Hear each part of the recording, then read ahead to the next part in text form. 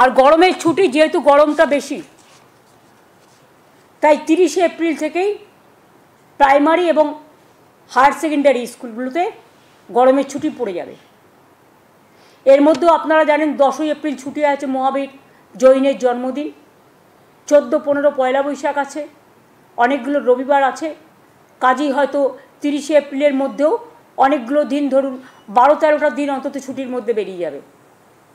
সুতরাং আগে ছুটি হতো মে মাসের সেকেন্ড উইক থেকে।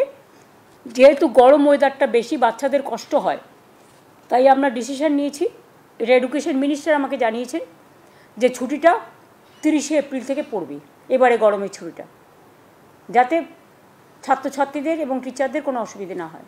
যাদেরকে দুর্নীতিগ্রস্ত বলা হচ্ছে, আমাদের কাছে কোনো তথ্য নেই, আমাদের স্টাডি করতে দিলে আমরা খুঁজে বার করতে পারতাম। আত্মরক্ষার জন্য তো একটা সুযোগ দেওয়া উচিত। এতগুলো শিক্ষক শিক্ষিকার ভবিষ্যৎ, স্কুলগুলোর কি হবে? স্কুলগুলো কি বিজেপি সরকারের টার্গেট? আক্রমণ করেছেন মমতা বন্দ্যোপাধ্যায়। এসএসসি 26,000-এর যে চাকরি বাতিলের ঘটনা, সেই ঘটনায় আক্রমণ মমতা বন্দ্যোপাধ্যায়ের। কি বললেন তিনি, শোনাবো। আপনারা যাদের টেন্টেড বলে দিচ্ছেন, আমাদের কাছে তো কোনো ডকুমেন্ট নেই, কারণ আমাদের যদি স্টাডি করতে দিত আমরা নয় খুঁজে বের করতে পারতাম। আত্মরক্ষার জন্যও তো একটা সুযোগ দেওয়া উচিত। এতগুলো টিচারের ভবিষ্যৎ ভুলে যাবেন না, এরা সবাই স্কুলে পড়ায়। স্কুলগুলোর কী হবে? এডুকেশন সিস্টেমটাকে কোলাপস করা কি বিজেপি গভর্নমেন্টের টার্গেট? উনি আজকে যে বলেছেন না যে বিকাশ ভট্টাচার্যের ওকালতির জন্য নোবেল প্রাইজ পাওয়া উচিত, মমতা ব্যানার্জির মিথ্যে কথা বলার জন্য একটা নোবেল প্রাইজ পাওয়া উচিত। স্টাডি করার জন্য 2016 থেকে 2025 9 বছর সময় পেয়েছেন। এর আগে হাইকোর্ট সময় দিয়েছিল কে জাল কে আসল সেগ্রিগেট করার জন্য, আপনারা করেননি সেগ্রিগেট। তারপরে সুপ্রিম কোর্টে 1 বছর ধরে মামলা চলেছে, সুপ্রিম কোর্ট 1 বছর ধরে সময় দিয়েছে, বারবার করে জানতে চেয়েছে কোনটা জাল আর কার চাকরিটা জেনুইন। আপনারা করেননি, তার কারণটা হচ্ছে আপনারা খুব ভালো করে জানেন আপনাদের নেতারা কার কার কাছ থেকে টাকা নিয়েছে।